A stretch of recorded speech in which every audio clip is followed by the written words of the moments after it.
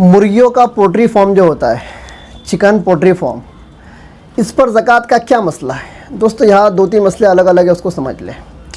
जब बंदा poultry farm डालता है तो एक जगह ख़रीदता है, वहाँ पर एक शेड बनाता है और उसमें बहुत सारी चीज़ें होती है जो चीज़ें लगती है पोल्ट्री फार्म के लिए, दाना, पानी और उसके बहुत सारी चीज़ें होती है। और वो सब पानी के लिए पाइपलाइन करना पड़ती है, उसके पॉट बनाए जाते हैं जिसमें चारा डाला जाता है, दाना उसको डाला जाता है।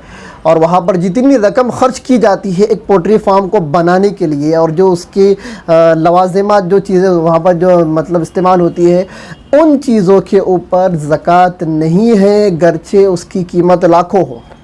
मतलब किसी ने शेड बनाया, जगह ख़रीदा, वहाँ पर शेड बनाया, शेड बनाने के बाद वहाँ पर पोल्ट्री फार्म डालने के लिए जितनी भी चीज़ों की ज़रूरत होती है वो सारी चीज़ों को वहाँ पर नस्ब कर दिया और उसकी कीमत जब निकाला तो लाखों में जा रही है। इस पर ज़कात नहीं है। मसला याद है, इस पर ज़कात नहीं है। फिर ज़कात किस पर है? ज़कात है मुर्गियों पर।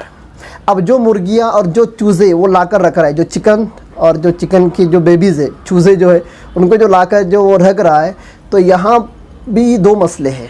एक मसला ये कि वो डायरेक्ट उन चूज़ों को ख़रीद कर ला रहा है और मुर्गियों को ख़रीद कर ला रहा है और ये नीयत से ला रहा है कि इनको 40-50 दिन इनको पाल पोस कर बड़ा करूँगा और बेच दूँगा।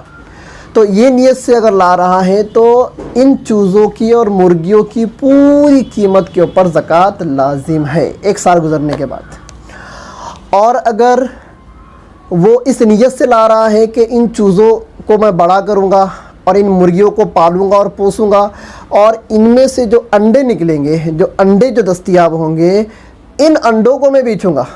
मतलब पोल्ट्री फार्म इसलिए डाल रहा है कि भाई अंडे का कारोबार करे, अंडे का या चूज़ों का कारोबार करे कि इन मुर्गियों से जो अंडे निकलेंगे या फिर इन अंडों से जो चूज़े निकलेंगे इनको मैं बेचूँगा, इन मुर्गियों को नहीं बेचूँगा। देखो दो मसले अलग अलग हैं। पहला मसला मैंने बताया कि डायरेक्ट मुर्गी ला रहा है, चिकन ला रहा है, चूज़े ला रहा है, उनको 20-30-40 दिन पाल पोस के बड़ा करके उसको बेचना है डायरेक्ट, तो इन मुर्गियों के ऊपर ज़कात वाजिब है। और अगर मुर्गियाँ इसलिए ला रहा है कि इनसे अंडे हासिल होंगे और अंडे को मैं बेचूँगा, तो ये जो अंडे जो निकलेंगे और ये अंडे जो बिकेंगे और इनकी जो रकम आएंगी और ये रकम अगर निसाब ज़कात तक पहुँचेंगी तो इन अंडों की रकम पर ज़कात वाजिब होंगी, इन मुर्गियों पर ज़कात वाजिब नहीं होंगी। तो क्या सीखने मिला? दो मसले अलग अलग हैं, 3 मसले। पहला मसला ये कि पोल्ट्री फार्म के लिए जो उसने शेड बनाया है और जितनी भी चीज़ें उसके अंदर नस्ब किया है तो उनकी मालियत पर कोई ज़कात नहीं, पहला मसला।